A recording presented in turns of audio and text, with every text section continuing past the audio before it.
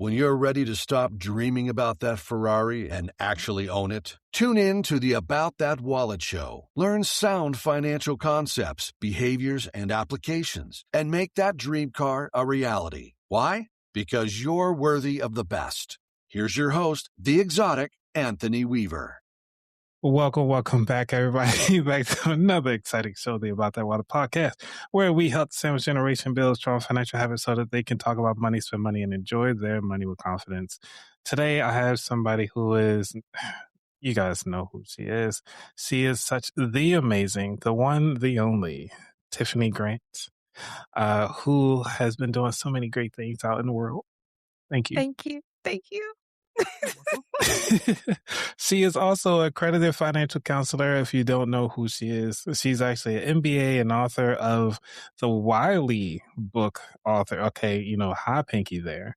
Was a highly book author of the book Money Moves and Mindset Shifts. This is her first book, and I'm so glad to have her on the show to kind of really talk about, what's going on behind it, why she wrote the book, and just really dive right in. So how you doing today, Tiffany? I'm doing good. Hey, Anthony. It's so great to be here again. I have missed you and your audience, so I appreciate you joining me. I'm not the host today. I appreciate you having me on. You're welcome. Keep in mind, so that those of you who are listening, if it goes in and out, it's okay. You know what I'm saying? If she's on the island internet, it's all right. We're going to make it work. But we got this. So, one of the things that I greatly appreciate is that you constantly pushing the needle, not just in the podcast round, but in your life, and you're never giving up. And one of the things that a lot of parents and people feel as though times are tough when we just don't know where to go. And so writing this book, it can kind of feel that going through your story and learning the bits and pieces that you wrote throughout the book. So why did you bother even to write the book in the first place instead of just letting it live through your podcast? Yeah, so that's a loaded question, and there is a very long answer to that question, but I'm going to try to keep it short. I've always wanted to have a book. Because I just felt like, a book is like a tangible thing that you can pass around and, people can physically read. And I'm an avid reader myself. And so just having a physical book has always been on my radar. I had started writing one back in 2020, 2021, and that book never came to fruition. And so now here I am with this book, which I kind of wrapped up some of that book into this one. But, honestly, I will say getting the deal with Wiley really pushed me to get it done because, sometimes we need that extra motivation, that external motivation to get things moving. And so that's what happened to me. So it took me years to get this book done, but I'm glad that it's finally done and it's almost out there to the public. I'd say almost out there. So when's it coming out? It comes out September 29th. So right now I am in pre-order mode, and I never realized how difficult it would be to sell a book, but here we are. Because, contrary to popular belief, when you get a book deal, they do not help you really with selling it. They help you get it out there, but it's up to you to do the marketing and the selling. And so right now I'm currently in a pre-order sprint. I'm trying to get to 1,000 pre-orders by release in September. So wish me luck. Go. How many do you have now? That's a good question. Okay. Because I actually can't see the numbers. So I have to wait for them to report it back to me. But last I heard, which was like a couple of weeks ago, I was at like 20. So I have a long way to go. Yep. Well, I mean, considering that, book writing is a lot, and especially around the holidays, everybody got their money tied up to other things. However, September's rolling around, back to school is coming up, and, it'll be a great time to actually have like a nice winter read when everybody go back to school and things kind of settle down. So, hey, let's make that happen. Love, like if I can hit that. And I think one of the reasons why I'm pushing for this so much is because, me and doing my research, I learned that Wiley doesn't really have many authors of color, and particularly Black authors, and particularly Black women authors. So, in my research, it was like 5%. Like authors of color. So then if you keep narrowing it down, I'm one of few. And so with that being said, I want to prove a point with this. Like we are worth investing into. And so it's kind of, I don't know, like, and I know this sounds bad. I kind of want to stick it to them, but like, I just want to show them that we're worth the investment and then kind of pave the way for other Black women authors as well. Mm. See, and that's one of the hardest parts that we don't hear about, especially as a lot of people who are thinking about writing a book and really putting their best foot forward and thinking that they're doing it all and not realizing that there's a huge gap in knowledge on how to produce a book for a person of color, or even somebody who has like a unique background, such as you yourself. And one of the things is that like your situation is unique, but you're not alone in your story. And I like that you were highlighting some of the great moments in your life and actually binding this up. And I appreciate you actually quoting yourself. And I thought this was actually pretty cool. Cause you put in here one of which I thought about credit cards. Cause I love credit cards. I love our cards. And you said, you cannot build a future on a foundation of ghosts.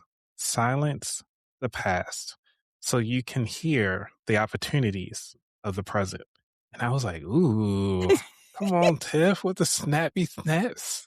Yeah, and the reason I call it Ghosts is because the chapter that's in is about money ghosts of 2008, 2009 financial crisis, where I talk about the binder of credit cards that my mom had, or my mom saw when she was growing up, and then therefore she got a stack of credit cards that I saw, and that kind of was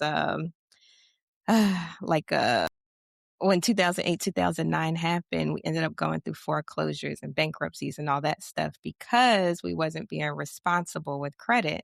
And so for me, that was a money ghost for me. Like I was like, oh my gosh, I'm so scared of credit until I realized you have to have credit to have credit. And then I got over the fear and got my first card. And then my mindset flipped. So there we talk about the mindset shift where I'm like, okay, it's not credit that's bad. It's what we do with it that could potentially be bad. So if we use it responsibly, then, it's not a bad thing. It's actually a good thing. Yeah, I always, well, you know me, when I talk about credit cards, I always think about them like the stove or the oven. It's like, if you use it wrong, it could blow your house up. Like, hmm but hmm if you use it properly, you can make a great meal. And because So you funnel that up really well. yeah, So and I'm glad you said that because speaking of houses, right?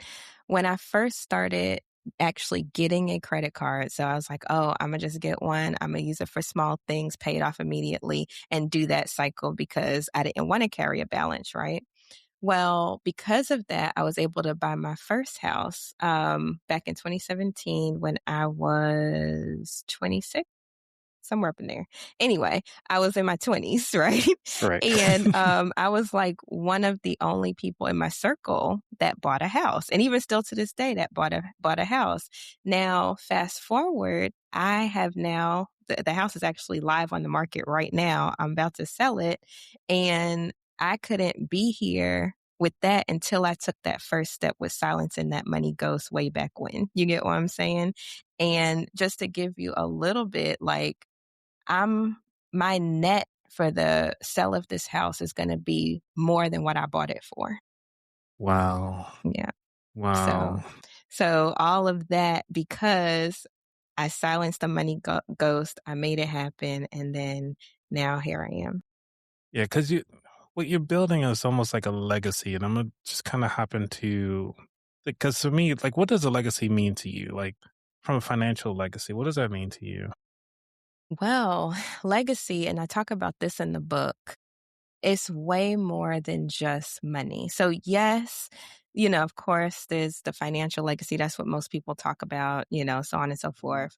But there's also the intangibles that you're passing down, whether it's to your, and I talk about this in the book, it doesn't have to be your kids. It could be kids, it could be aunts. I mean, not aunts, nieces, nephews. I mean, it could be aunts. Don't get me wrong. It could be aunts. It I could mean, be. some families out there, Yeah, it could be literally anybody attached to you in any way, shape, or form. So, like when I used to work at the financial firm, I saw how people would leave legacies to organizations, to colleges, things like that. So, really, we should, you know, broaden our view of what a legacy is. For me, a legacy is not just the financial, it's also the psychological stuff that you're passing on to people, the or mental stuff. It is also, my mind is blanking out. it's uh, okay. but, in other words, it's just way more than money. And we place too much emphasis on the money part and not enough on the intangibles that are also being passed down as well. Yeah. And, that's how I started this show off with like talking about the habits. And one of the things I like you quoting yourself here, I love your own quotes. It's great. What you say, like paying yourself first isn't a financial habit. It's a generational declaration that your future is a non-negotiable priority, not a leftover. And I was like, man, come on, Tiff. Like, Tiff, what are you digging in the crates for these? It's a great. Oh my God. Like, tell me more. Yeah. So, you know, eh, conventional wisdom, right, is all right, you pay all your bills. Well, you get your money in, you pay all your bills, and then whatever's left is what you have to work with, right? We always talk, oh, we just work with what we have, that type of thing. But my thing is, if we take care of ourselves first, which is not just taking care of our future selves, but also our present selves, because, we can get into the whole conversation about financial trauma, financial stress, and all that other stuff. But if you go ahead and pay yourself first, which is a lesson that I learned from my paternal grandfather, then you can start building, the legacy or saving up for your future self. So for me, when I'm teaching people how to budget or money manifest or whatever you want to call it, I always have them pay themselves at the top first. So typically it goes, your charitable or, ties, whatever it is, then yourself and then everything else. Because if you do it the other way, you'll realize that you end up with nothing at the end. So, because there's always going to be something tugging at your money. That's just the way consumerism and capitalism is set up. And so until you make the conscious decision to go ahead and put that money to the side for yourself, it'll never happen. And I've seen it time and time again with all the clients that I've had over the years. Yeah, you always think like, well, I can dip into my emergency fund and pay this bill off, and you never pay your emergency self Hmm. back again. Yep. I've been there. Me too. No, me too. And that's the thing Right. as well. Like nobody is exempt from this, right? So even though I'm an accredited financial counselor and I help people with this all the time, I've gone through the same struggles. I go through the same struggles occasionally. You know what I'm saying? But it's not what happens to you, is what you do after what happens to you that determines your outcomes. So, and that's a theme that's throughout the book. Like it's not the circumstances that I had that I brought upon myself. It's more of what I did afterwards, that determined my trajectory. Yeah, because you mentioned slightly about financial trauma. And you have one of the things in here which I really love, which was talking about the voice of doubt and really overcoming your fear of tracking. And one of these obstacles, I love that you have the obstacles and then your mindset shift. The obstacle that I hear a lot, no matter who you talk to or whatever, everybody goes through these same things. That said that I'm scared of what I'll find. I'd rather not know on how bad it really is. Can you talk about some moment when you had to do through that? Yeah, so briefly, I want to talk about because I'm glad you brought up the voice of doubt. So, in every chapter, there's at least one section that is a voice of doubt. It has the objectives, and so the objectives is what you're telling yourself right now, probably as you're reading this book. And then the mindset shift is how you can then flip it to your advantage instead of it being a negative. And so, throughout the book, you'll see those little nudges. Now, going back to your question about hearing people say, well, I rather just avoid it, if I don't look at it, it never happened, type Yep. mentality. But I also do a case study in the book too, where it's called the ostrich approach, right? So you just dig your head in the sand and you're like, okay, you peek up, is it gone yet? Is it gone yet? And I'm here to tell you it's not going to go away. So, what you have to do is kind of, confront these things head on. And then all that mental energy and stuff that you're expending with the ostrich approach, if you actually attack it and you actually see your numbers in black and white, it's way more like, like you could just let go, so you're Mm, wasting all this mental energy when you can just breathe. So to your question though, when have I experienced that? Well, quite a bit over my life. But to give you a concrete example, I remember, and I talk about this in the book too, where I was in a revenue trap. So I had a business that was making a lot of money, lots of money, right? We talk about like $500,000 in a year. And at the same time, I could see the back end numbers, the net. And I'm like, oh gosh, like, we're using credit cards left and right. We doing all of this and all of that. And I was time in my life because I'm like, oh my gosh, um, you know, what does this look like? So I actually hired somebody. I hired a bookkeeper to go over the numbers, to make sure they were accurate because I was halfway keeping up with it myself. I was busy with the business. And so I hired a bookkeeper. And once she went in, she, made sure everything was good. She did her management reports. And when I looked at that, I said, oh, shoot.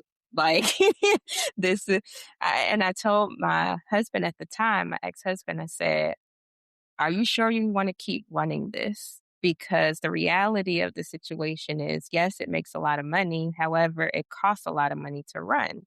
And so at the end of the day, we're kind of turning our wheels here. And it's those moments where you can finally make some changes, which in that case, I said, I could make more money running Money Talk with Tiff net than wow. I'm doing, here. So I started pivoting to Money Talk and I taught him how to run that business so that way I can free myself up to do my business. But yeah, you can't make strategic decisions, whether it's in your life or your business, without being one with the numbers. You have to know your numbers.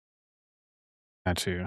Now, one of the things that I've realized is that in fear, it kind of pushes us to do things that we were never really would do on our own. So it's like, did you have help during that process? Help in what way? Like Like with the to like just in mindset shifts, like because like, you're going through it, and sometimes like somebody might have said something to you, like, "Oh, well, I never thought about it that way," or maybe let me go revisit what so and so said like a year or two ago. Mm. For that particular case, no. But what was the trigger for me was I was tired. I was just very tired, both physically, mentally, emotionally, financially, just tired in all the things. And so I'm like, something has to give. And then that's when I decided to, start digging into it a little deeper. But to your point, I also tell people it's hard to see the label when you're in the jar. So if you're in the thick of it, you can't really see what's on the outside. And so having that person, so I've been that person, and there's been people that's been that person for me too over the years, but I'm usually that person with my clients to be like, they're coming to me and they're in like panic mode. And I'm the person like, you know what? It's actually not that bad. Or, you know what? It does look a little bad. Cause I'm gonna be honest with you. I'm be like, it does look a little bad. However, we can get out of this. So sometimes you need, and I talk about that too, you need a counsel, you need a, because stewardship is my thing. So you need a stewardship council. You need four different people. You need the truth teller. Mhm. You need the person that's going to hold you accountable and not care about your feelings. Um, you need somebody that is going to be your, let's go, Yep. that type of person. And my mind's going blank, but there's a couple more. But though you need one of everybody, at least one of everybody, to keep you well rounded. And I'm so grateful that I have had that and I can be that to some people. Well, you're that for me, and you don't No, care about my feelings. You're like, you straight tell me, they ain't gonna no, no, work, no. ain't no, they ain't gonna work. Go back to the drawing board. It's like, all right, thanks to But to right. that point, how much better does that make you though? Like, Well, it makes you to have tons better, But like you say, you do need that somebody to kind of like root for you, but also pull you to the side, but like, nah, that ain't it, you know. And I and appreciate you and for that. and to give the audience, because like before this call, right? And I hope you don't mind, I'm texting back and forth with Anthony, and I'm like, "So, what'd you think about the book?" Because he's like one of the only people that have read it at this point. There's literally like two people other than me that have laid their eyes on it. He's one. So I'm like, "Well, what'd you think? What'd you think?" And he's like, it was just silent. So I'm like, so I'm just like, I seek out constructive criticism. That's where I'm going with this. I seek that out because I know that's what could make me better as a person. And so, I appreciate people like Anthony that'll keep it real with me, even though he said he liked it and it was great and blah, blah, blah. I know if it was horrible and it just missed the mark, he would have told me. And so I appreciate people like that in my circle. And yeah, I can go on a few tangents about that, but it's just good to have, um, your council of stewards. It's important. Yeah, and I appreciate you. You know, for the candor and actually trusting me with the book to read it. Now I To gotta kill some, you. No, I'm just I kidding. know. Just joking. Next thing you know, I had no more access to the book at all. Right. Right. You gotta go buy your own copy. Keep in mind, I already did do my pre-order, so don't worry. Don't kick me out there in the streets, okay? So, No, I appreciate it. Mhm. so what's next for you? And going forward, now that you got the book out there, I know it's still coming, but there's still more to life. Like, what's your next plans? What do you want to achieve next? Very loaded question once again. As you know, I'm always doing something. I Yeah. always have stuff going on. So I'm sure that's why you asked that question. Hmm. So the book, of course, that is my main priority right now. Like I said, I'm in the pre-order sprint, trying to get to 1,000 pre-orders by September 29th. Once it hits, I'm trying to sell, get this book in as many hands as possible because I do believe that it's a life changer. Other than the book, though, I am located in Negril, Jamaica. So I moved May 2024 from the US, never going back. But here, You didn't say it loud I enough. I'm sorry. never, no, I was kidding. But Never. here, I've been working on a few projects with, some other people where we're trying to better business in Negril, Jamaica. And so I'm not going to give away too many details, but we have some things coming down the pipeline where we're giving the businesses of Negril more help, more resources, things of that nature. And just a quick plug on that, if you want to be part of that movement, just hit me up, let me know, Tiffany at moneytalktea.com. Got it. And for those of you who are watching, you can always add a comment. If you have any questions, by all means, this is a live show. But it will be recorded and slapped on to all the platforms in just about 2 hours after this. So we're good to go. No pressure on you, Tiffany. Sorry, no pressure. Is there anything that you want to leave the audience before we dive into these final 4 questions? Um, I think really just emphasizing the dual track purpose of the book. Because a lot of money books either hit on the practicality and not the mindset stuff, or it hits Very on the true. mindset stuff and not the practicality.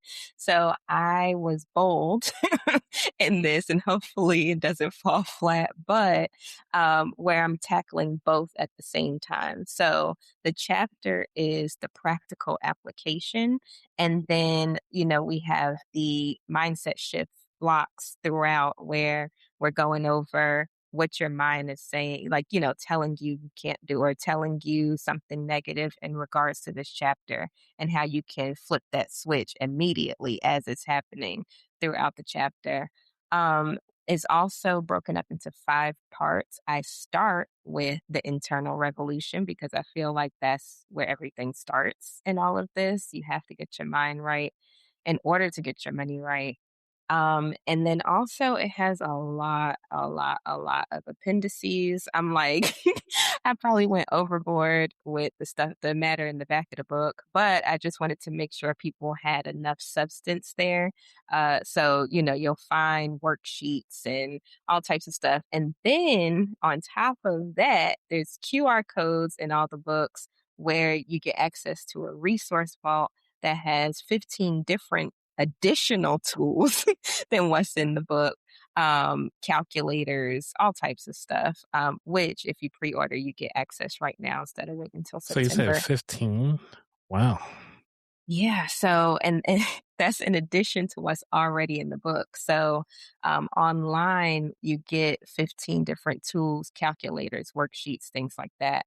That's exclusive to online. And I actually built everything myself using So AI.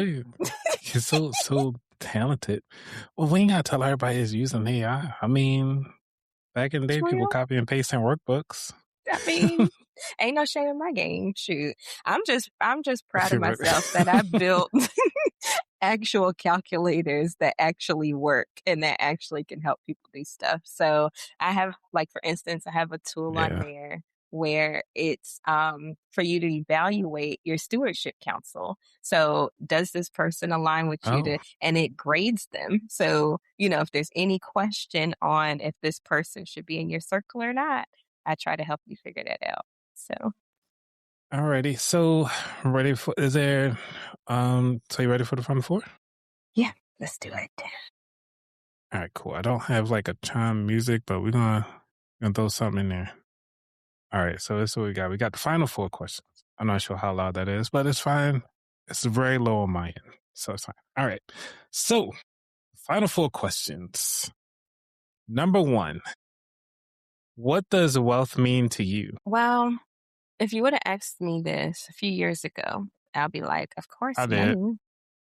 I did ask you a few years ago. Well, before that. Right. but but it used to be about money, but for me, wealth is definitely health right now. Like, I feel like if you're not and when I say health, it's not working out and all that stuff because I don't do that, but just making sure that I'm just a real person. Just making sure that um, it extends beyond money for me. It's mental, it's spiritual, it's health related, it's all of that stuff. That's wealth for me. Alrighty. Number 2, what was your worst money mistake? Getting married to the wrong person. Let's say that. Okay. I was about to. Because I'm not going to say getting married because I do believe in marriage. Mhm. However, I feel like even if you're not married, just being with the wrong person could really set you back a lot. Yep.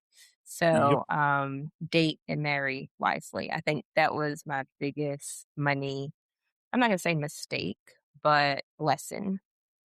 Okay. My I biggest might have money to change lesson. that to money lesson. Hmm. What was your biggest money lesson? Yeah. All right, let me change this real life. Let me see. Not Biggest money lesson. I'm changing it for going forward. Lesson. Because I mean, mistakes are only hindsight 2020. At the time, it's like you think you in it. So, Mhm. you just And I doing believe, what you gotta do. and personally, I believe nothing is a mistake. Everything happens for a reason. So it's either a blessing, a lesson, or a messin'. Lesson No, or I'm just lesson. kidding. I like that. Number 3. Is there a book that inspired your journey or changed your perspective? Tons. There's a lot, but I would say the most impactful was probably Your Money or Your Life by Vicki Robbins because it changed how I viewed spending money.